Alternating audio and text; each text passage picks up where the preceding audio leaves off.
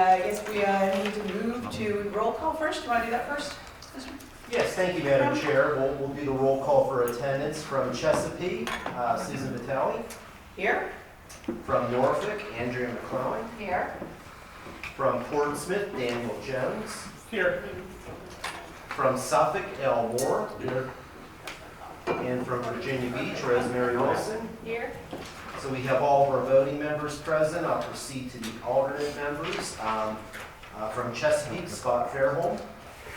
Here. From Norfolk, Catherine Weitzel. Here. From Portsmouth, Angel Jones. From Suffolk, Regina Chandler. Present. And from Virginia Beach, Peter Wallace. President. Fantastic. Back to you, Madam Chair. All righty then. So I guess next we'll go into the approval of the agenda. Do I have a motion to approve? So moved. Second. Thank you very much. All in favor? Say aye. Aye. Any opposed? All right. And public comment. Do we have any public comment today? Anyone? All right. All right, then we will go into, I guess we have some minutes to approve. And those minutes are for the December 10th meeting. I think that actually should be December 10th, 2021, correct? Yes. Okay. So with that correction, that it is actually the December 10th, 2021 minutes, do I have a motion to approve? So moved. Second, thank you, Ms. Moore. And all in favor? Aye. Any opposed? Abstention. Yes, and abstention, exactly, because of that. Yeah. So, all right, then that passes, and we'll move right into item number 6, our fiscal year general and administrative budget. So, Mr. Executive Director. Okay, well, thank you. Just a reminder, Matt DeHaven dialed in. He's got family sickness, but he's a trooper. He dialed in, so we need to make sure everybody talks into the mic so that he can hear the questions that we will. So the first agenda item before we get into the really fun stuff is the proposed fiscal year 23 G&A budget. And I'm going to go through this pretty quickly, but the budget is essentially the same as last year. No changes in salary, a slight bump up for HRPDC support as we got into the year. We found that they're doing a lot more work than they probably bargained for. It's still a great spread of overhead for the SNA, and so $38,000. It's certainly value added there. And then there was a slight bump up in legal counsel support because of the upcoming P3 and some of the other issues that we will be going through. We did plug in money for the municipal financial advisor, and I think that there probably will be a follow-on conversation about marketing and how that plays out. I think Daniel had a request. Yes, please do. I'd like to just see if we can. Oh, you got the fun chair. Yeah. Fixed the chair for the rest of it. What should it cost? To see if we could, I don't necessarily want to say delay, but push the actual adoption of this to the next meeting. Because I think the suggested action is to adopt today. It is. So you would prefer to move this to the next meeting? I would, yes. Okay. Just to allow this for a little further review. Is that? And so I think we're going to go through the parliamentary part, but I think this is a placeholder for everyone. I know with the 5 million and everything else, people are, but this is just so you can have a general view of the G&A for next year. So we have to take a vote. Well, I think it's back to the chair to determine how, if you wanted to defer that to next month, it would be a motion, second vote. Yeah. So you want to go ahead and make the motion to forward it to next meeting. And do we have a second? I mean, I'll let you say the permission. Yes. Move. Yes, I would make a motion that we defer the actual adoption of the G&A budget until the next. Okay. Is there a second? Second. Okay. So let's go ahead and all in favor? Is there an option? I was going to say we'll do discussion actually if you you want to? Yeah, I'm just trying to understand I mean, I just want to make sure that, does this hinder at all our movement forward? Just to confirm. No, ma'am, this budget will be for beginning July 1st. I have carryover money that we saved from last year that we're using to pay some of the operating expenses for CTC. Okay. There's no negative impact. I just think that it's there. You're going to have to approve it at some form. Then we should ask if we could waive it. Okay, I think you're just looking at it from the standpoint, you want to be able to, kind of dig into it a little bit more. Okay, that's fine, I just want to make sure I understand the timing that we're. Yeah, I don't think we have any problems with this holding us up on anything. Thank you. All right, so you're in favor? Awesome. Any other discussion or questions? Okay, all in favor of the motion? Say aye. Aye. Any opposed? Okay, we will go ahead and move this agenda item over to next month. Okay, great. So Matt just sent me a text and said, make sure you're talking to the mic, Steve. We're not hearing you, so I want to make sure. Oh, that's I it. want to make sure, Matt. That's your first penalty shot, so at That's this right. point, That's you're right. going to be on Matt's bad Deductive side. mod to the contract. Okay, so I'm going to ask Mr. Lockerbie to address the next issue. Over the past 3 weeks, we had great success for each of the 5 city councils approved the project participation agreement and came up with the dollars that we requested. Mike's going to kind of walk us through the process, where we are, and next steps on that. All right. All right, we have several different votes or actions that different people need to take now, so I'm going to kind of start off with what we need to do. Each of the cities has authorized the person in the room here has authorized their city manager to give to sign the project participation agreement. Those of you who have been asked for whatever reason, however, I don't know how formal it has been, I assume that you guys are okay to release those from escrow and we can put those all together right now. Is that correct? Okay. This board then needs to adopt the project participation agreement, and then at the end of this, if we take a recess or at the end of this meeting, Ms. Vitale will sign off on those for this board. So that will happen at the end of this meeting, but once the vote is taken, the agreement will be in effect. The second thing that needs to happen is that each of you who has been authorized to purchase shares needs to say how many you're planning to purchase. And if all of you say that you're planning to purchase at least 20%, then each of you gets 20% and we're all done. I'm going to fill that out on these certificates right here so that you will have an original copy of the thing that says that that's what you've got. And that's what your rights are with respect to the Okay, agreement. go ahead. Yes, ma'am. So do we say 20% or do we have to say a number of shares? You can say either one. We all know what it means. Okay. If 20 shares is 20%, if I recall. Right, 20 shares, I was just going to say, 20 shares, 20%, $5 million. Okay? Yep. Those are the magic numbers, folks. And if somebody says less than 20 shares, then we'll have to see who. Then there will wants- be a free-for-all. Who wants more than 20 shares, and we'll start going through additional rounds to figure out how those are going to be allocated. So, Madam Chair, back over to you for the first thing, which is adoption of the agreement itself. That's right. So, we need a motion to adopt the project participation agreement first. So we're going to take these in steps, correct, Mr. Attorney? Correct. Okay. To So adopt. so that'll just be the first one. Yes, ma'am. Okay. So I need a motion to adopt the project participation agreement. So moved. Okay, thank you, Mr. Jones, and thank you, Ms. McClellan. All right, so all in favor?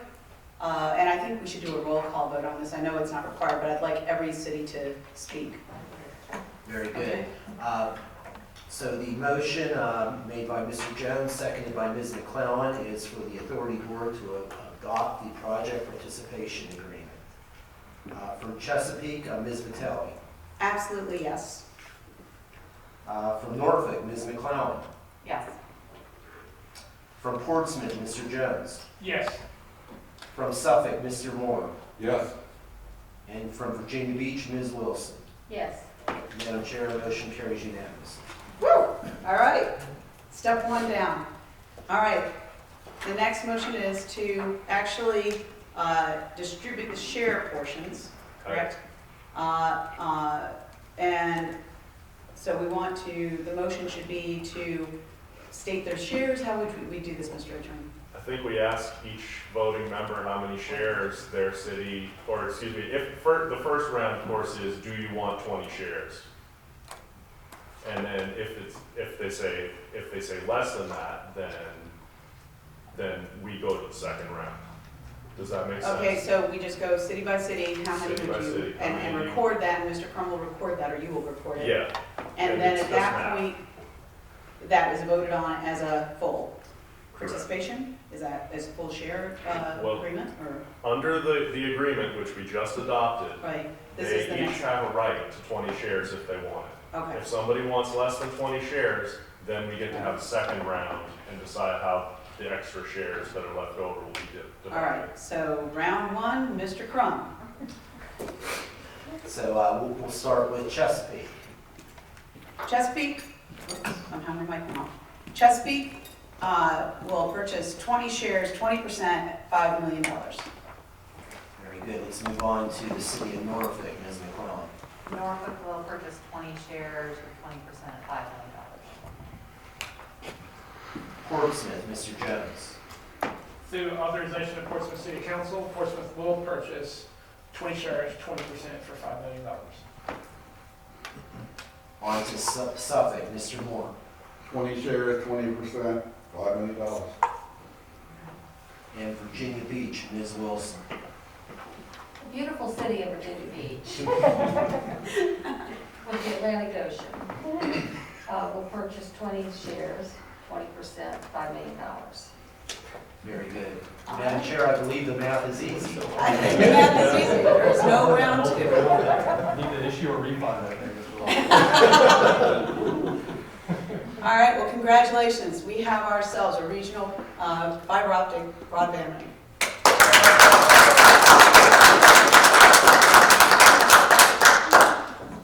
And All right. the practical result of that vote, based upon the existing resolutions, is that next week, a notice of intent to award a construction contract will occur next week.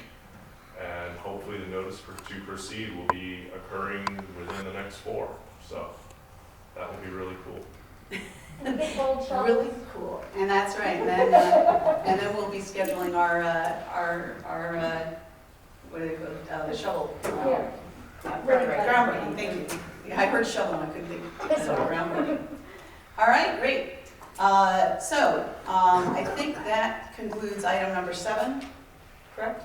And now we can move into item number 8 with the next steps. So I think are we back over to you, Yes, Mr. ma'am. Barry? Thank you. Okay, and I'll need some help from Matt as we move forward through this, but, so someone said strategy is easy, execution is hard. Everyone's worked really hard on the strategy. We've gotten to the point now that we have the money, we've almost got a contract in place, and so the beauty will be in the execution, and we will push that very hard. So just a quick reminder for everyone, at the November meeting, you passed 2 resolutions. One was to authorize staff to begin negotiations at the appropriate point with GTS for a potential P3 to operate, market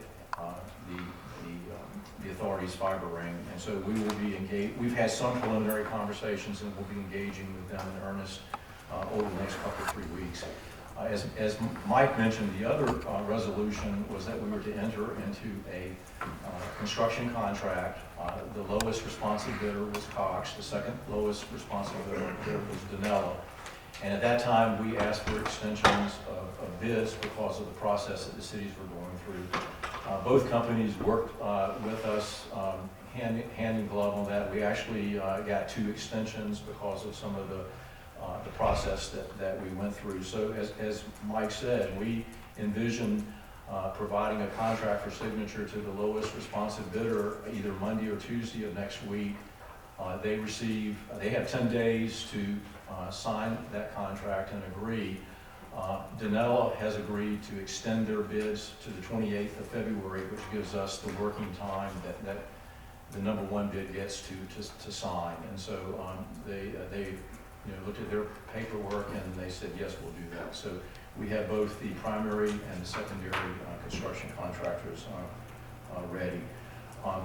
What I'm going to ask for a vote on in a few minutes, and this is where Matt will help me, is CTC is our design agency, really will be responsible for construction oversight for the contract, which, believe me, is no small task. We have great potential construction contractors, but as a fiduciary standpoint, Matt will be looking at the construction process. We will complete the design. If you remember, I want to give you the numbers so that we don't go through this really fast. The 2021 budget, which was $1 million, included about $710,000 for design. When we picked CTC, they were by far the lowest bidder, and we made a strategic decision to design to the 50 to 70% level as we went through the process of determining how we would fund and operate this. So I'm going to go through the numbers in a minute, but the contract which is really a phase 2 to the original contract with CTC, will be for construction oversight, completion of design, which will entail working with the construction contractor also. The design, of course, is going to include working with the Army Corps of Engineers and DDEQ for the state of Virginia when required. We have the lead on permitting, but if one or more, if the construction contractor is better positioned to do that, we'll negotiate with them on that to get best price. And then in conjunction with the construction contractor, they will provide as-built and shop drawings that we'll have that basically provide a schematic of the fiber ring. So I wanted to go through the numbers just really quickly. I gave you the high-level number. CTC's bid for this work was $918,000. The detailed design is about $350,000, and if you do the math from the original amount that we had to provide to CTC minus the 60% design, that comes out right. The permitting, we're estimating about $88,000. Construction oversight is about $361,000, which is a very small percentage. In DOD, it's 6.5% of the project for construction oversight. So this is a very reasonable price for their oversight. And the as-built, which a lot of times get overlooked, are the most important things at the end of the day. As we look at expansion and maintaining this, we have to have really good as-built and shop drawings so that we know where our fiber is and that we're able to use that effectively going forward. So what I wanted to do is open the door to any questions that you might have about the contract with regards to construction oversight or anything regarding design or that, and Matt will help me out on some of the details on that. But I will be asking for approval to not to exceed $918,000. And of course, most of this, including the design, would be considered part of the $25 million that we're looking at as a total project. So I think we're well funded and set to be successful. All right, thank So, you, Mr. Green. questions? So let's go ahead and just any questions at this point, and then we'll go ahead with the motion. Mr. Jones? Yeah, so Stephen, you mentioned, I guess you probably answered my first question. So this is part of the, what we'll call the construction package, the $25 million. Correct. Okay. When you say that CTC's construction oversight, what activities is under that umbrella of construction oversight? Sure. So Matt, would you want to do the detail? I could do the high level, but I think he can talk specifically to everything from vaults to Yeah, sure. First of all, can everyone hear me? Yes, we can. It felt like the voice of God there for a minute. It scared me. We got you, Matt. Go ahead. I'll speak softer. It's not coming in real clear. The other is my instinct was to yell, so I apologize. That's okay. So let me first apologize for not being able to be there in person today. I really wanted to be able to, particularly given how monumental the decisions that you are making are. So congratulations on that last vote in particular. With that, just some of the details around that. Stephen, did And did you wanted to give a high level? No, I said, I would rather you just go into some of the details, because I think they just want to know what the best value that we're receiving, and some of the best practices for construction oversight that you guys have done through your experience. Right, okay, so this is, we view this as a fairly intensive role as owner's representative, so to speak, in which we would be starting off through a pretty in-depth project kickoff with the contractor and establishing parameters around ongoing reporting and tracking and construction oversight with them, and submittals that they need to provide in accordance with the construction contract specifications. We will develop as part of this quality assurance and quality control tools, checklists to facilitate our construction oversight that will be agreed upon with the contractors. They'll understand what their responsibilities are clearly. And then our function within that is to essentially provide ongoing surveillance as part of the program to identify any problems with the workmanship that they're doing. So this will be a combination of somewhat randomized inspection during construction on job sites throughout the project, targeting certain phases of the construction at each phase to understand how they're addressing things like safety and restoration and cable fiber handling, proper handling to prevent damage, those sorts of things. And we would ramp that up in certain areas, ramp up or down depending on the degree to which you see that they're doing their own quality control work. So I get to be clear, this is not quality control. That's something the contractor is responsible for. It's quality assurance to make sure that in fact they do have an effective quality control program in place.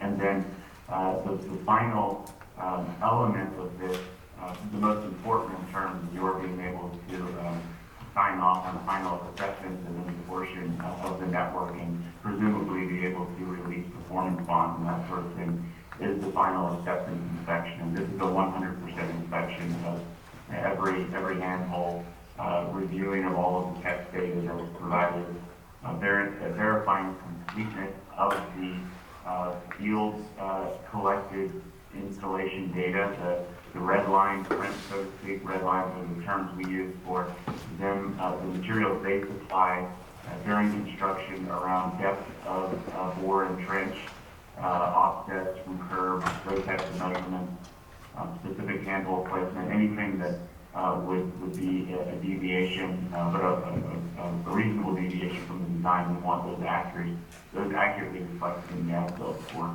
maintenance purposes. So making sure that they've provided that completely and then compliant with the design as they've done their build-out. And of course, we'll be providing ongoing reporting and tracking of their progress and facilitating review of invoicing against progress payments in accordance with whatever schedules are set up around that. That's kind of in a nutshell. I can go into more detail if any particular question. Okay. I was going to say, Mr. Jones? Yeah. So this is Daniel again. So do we have audit procedures in there? I know you mentioned that this is not quality control or quality assurance, but this is just a review of their procedures. What type of audit will we have to verify what they are saying is what is actually going in the ground? So Matt, at a high level, to answer that, CTC will sign off on all work from a technical standpoint and then be forwarded to me for review and financials. So I'll be working with Bob's staff on the financial part. Yeah, that's right. So and when you say audit, I assume you mean technical audit as opposed to like a financial audit or anything of that nature required for financial reporting. But from a technical audit perspective, that's exactly what we're doing. All of the field inspection that we'd be doing is specifically intended to verify that they're doing things in compliance with the contract specifications, the technical specifications within the contract. And our final inspection of all 119 miles and every handhole and splice enclosure out there would be specifically aimed at that. Although that's not trying to find material defects. right? That's why there's sort of a surveillance program that involves ongoing inspection to try to catch any significant out of compliance issues before we catch them at the final acceptance stage, at which point it's more costly for the construction contractor. So some degree you're doing them a favor in that regard, which is why I say they really are responsible for their own quality control. We shouldn't be finding problems in the field with our oversight. But invariably there will be generally minor things that need to be corrected along the way and steered in the right direction so the contractor understands that in fact you are going to be paying attention to the particular details of the construction specifications. But that all of that together represents a fairly holistic technical audit of the system. And then the final thing in terms of performance specifications that are a part of that audit is review of all of the test data that they are going to be required to provide as part of the construction contract. And it could be supplemented if there's any reason to believe there's any inaccuracy or fraudulent data, which we would not expect to be the case. But we have ways to determine that we would do some supplemental testing, more of sort of a forensic analysis to see that in fact we're getting accurate and real data coming back from that. But in general, it's simply a review of all of the test data, OTDR and power meter data that they'll provide to verify that in fact at the termination points of the network and at every splice and every foot along the cable being placed, there's no damage to the cable. It's passing light, every single strand is passing light the way it should, and hasn't been damaged upon installation. Mr. Jones, if I might add to that, Does that answer your question, Daniel? Yes. there are also provisions in the construction contract if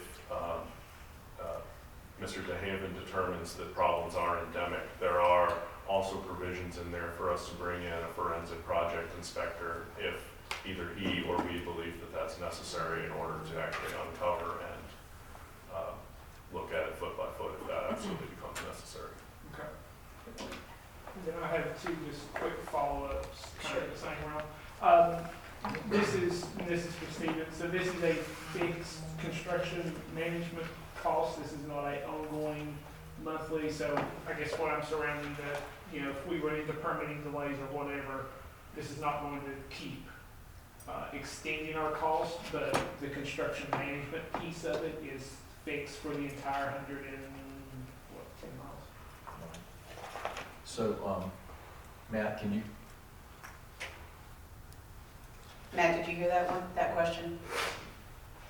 No, they cut out there. Can you repeat it again, Andy, Yeah. please? So Matt, regarding just the construction management cost, that's part of the overall proposal, is that construction management a fixed fee for the entire network, or is that an ongoing, in accordance with our time schedule? Yeah, so we presented that as, so the design piece of it is we're viewing that as certainly as all of this as fixed fee within sort of prescribed or assumed level of effort required with all of this. And so presumably, if things are not going well, you may opt to ramp things up out, and if it's materially outside of the level of effort we anticipated to manage a particularly troubling contractor, we would potentially need to revisit that. But we have no intention of, within any reasonable margin of range of our expectations of the level of effort for this to be anything but fixed fee over the course of a 2-year build out or whatever we're anticipating here. Okay. And then my last was the as-built, those are digitized as-built, so at the operations and maintenance phase, they can be put into some type of FMS fiber management system so that we can see what's being leased and what nodes and so forth. yeah, that's the plan. Yeah, That's the value. that's exactly right. And, that's a good selling point for what we offer here. So we will provide so that, as a matter of record, we'll be producing construction plans in CAD format, the large prints that the contractors use in the field, and and the final as-built drawings will also be in that format as well, so that you have that. But the reality is those are more and more considered to be less useful than frankly the digital mechanisms that and systems that a lot of people, providers and local governments are using to manage their fiber assets. So like you said, a fiber management system, that can correlate geographic data sets like GIS paths and handhole locations with individual fiber cable attributes and strand utilization, and even tie to databases with that fiber test data. We're very familiar with those. We actually implement those in a lot of cases. And so we build our GIS layers and our data for the as-built and even for the design. So this has already been done with that in mind, with the design work that we've done. And ultimately what we present to you is standards-based GIS layers that are ready to be implemented in whatever fiber management system ultimately you choose, or a vendor that is maintaining your network with you. All right, great. Thank you so much. Appreciate that, Matt. Mr. Moore, you have a question? Yep. Yes, Matt, can you hear me? Sure can, yeah. Okay. Real quickly on the permitting, as I read through the scope, is CTC acquiring all the permits on behalf of the authority, or is the contractor acquiring any of the permits for? Yeah, ultimately the contractor has to be the one permitted, since they're doing the one, they're the one doing the work, right? So this is sort of what's a little different in a design, separate design and build contract versus a single design build. So in this case, we will prepare the engineering exhibits and the submittals and the application packages, and generally speaking, even submit those, but it will require that the contractor awarded be named, and things like insurance certificates and that sort of thing that ultimately the permitted entity must supply, which is the construction contractor will come from the construction contractor. So they will be the ones officially getting the permitting, but we'll be tracking those and submitting those and providing the engineering exhibits and materials necessary to obtain this. Would you be part of the meetings with the Southside city staffs, so early on the permitting, so it's smooth? Absolutely. That would happen. Yeah, absolutely. Let me, Al, if I could add to that too, Mike is working with the cities now on a general right-of-way that we can, because obviously it will require a lot of communication and coordination with the cities, and so we're working on a generic right-of-way that would be applicable to every city. That was my concern, because if it's not up front, then we get delayed, and it's a large footprint. Yes, sir. And we're going to go after any environmental issues that we know early on. I mean, I've learned that through construction, that you tackle them early, you're okay. If you wait. And then, as far as it goes, the franchise agreement with Portsmouth is, Ms. Swearing, I believe I have sent that to you, the draft. Other legal counsel in here be expecting drafts early next week, based upon what you already sent. Ms. McClellan?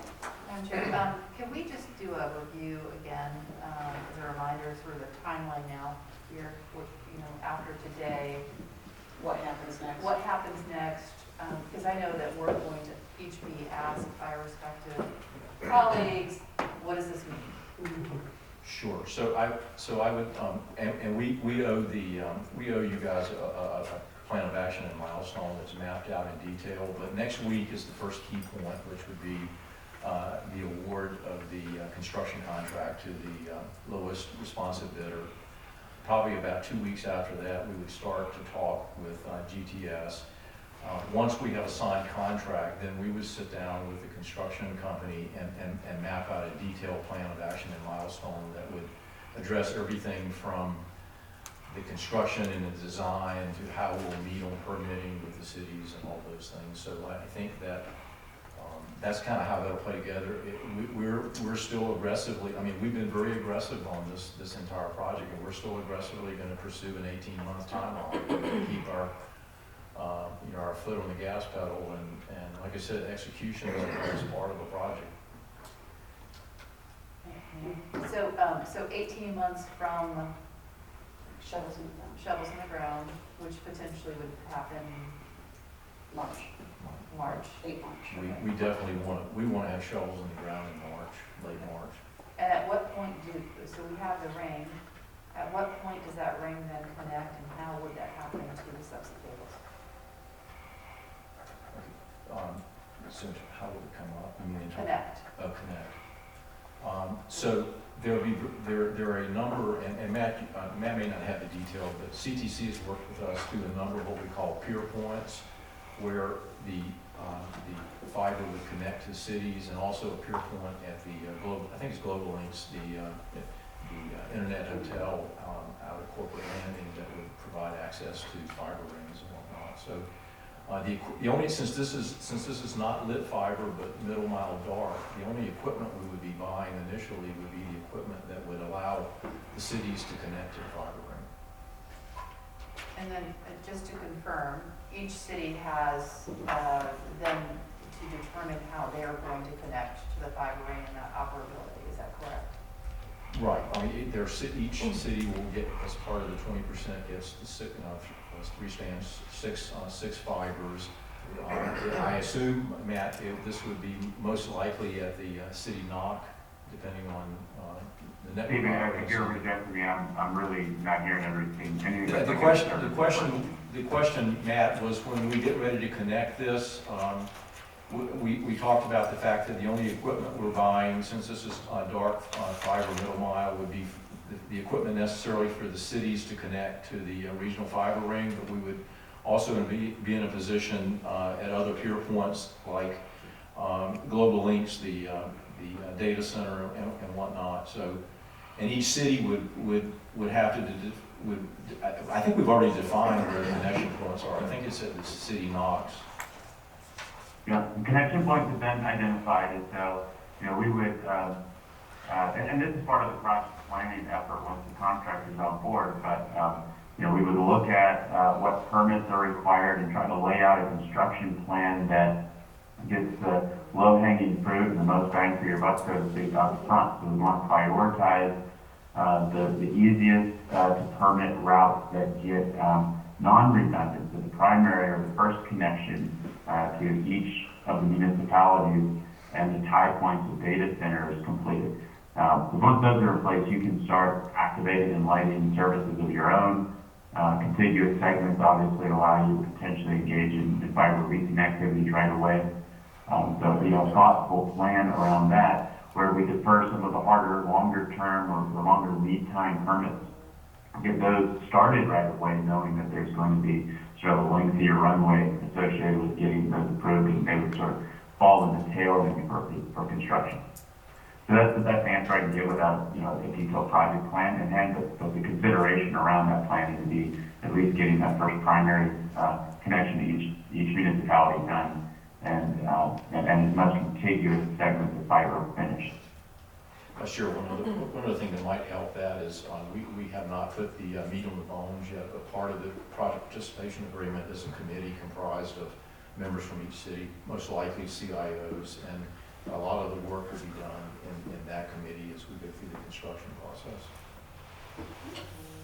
Sorry to have so many questions. This one is as it relates to the next step for the operations, marketing, management of the ring. I know we're going to start those negotiations in March. Do we have an idea or sort of what we're, we know that we've now committed to $25 million, but we don't yet know how much that's going to cost for that portion. Do we have a general, I guess that's the next step. Yeah, I would say, Mike, until we start the detail phase negotiations, we have some ideas about different things. What's the value of a $25 million network and things like that. But we have to first come to an agreement, and we said our backup was that if that did not happen, that we would go out with an RFP for construction area management. But we are going to do our due diligence, and we'll be meeting with GTS. And just to confirm, so we have, each of us has 6 strands, so 30 strands.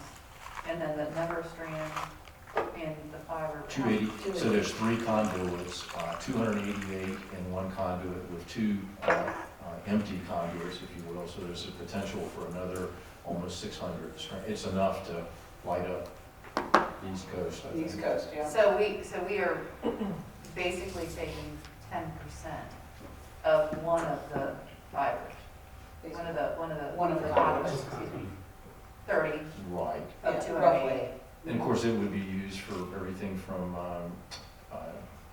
public safety. I mean, there's a lot of effort going on right now. I'm just, as it relates to the amount, the magnitude of that which is left for other projects is pretty enormous. Yes. Yeah, and also the real cost and work is in putting the conduit in. So as soon as we get to the point where we need more fiber, that's a lot easier than. Yeah, once the conduit's there, it makes that much, much smoother and much easier to. Well, it's an important thing because we estimated in our business case analysis that at the time, when we didn't know where the money was coming from, that if we leased 10% of the dark fiber, we would pay the principal and interest on the construction. So it's not insignificant value to the cities. Mr. Crum, you had a question? I was just going to add that once we get through the next couple of weeks and Mr. DeBerry and Mr. Lockaby are able to get the construction contract signed and finalized, we would then be in a position for a ceremonial groundbreaking.